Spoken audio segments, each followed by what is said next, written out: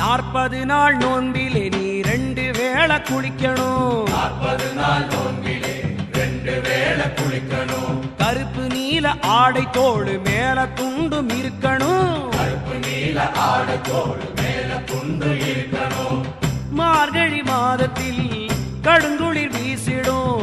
மார்கழி மாதத்தில் கடுங்குளிர் வீசிடும். இருந்தாலும் வெறுந்தரையின் மேலே படுக்கணும். உன் கனவில் கூட ஐயப்பனின் பூஜை நடக்கணும். இருந்தாலும் வெறுந்தரையின் மேலே படுக்கணும். உன் கனவில் கூட ஐயப்பனின் பூஜை நடக்கணும். சரணமையப்பா சுவாமி சரணம்.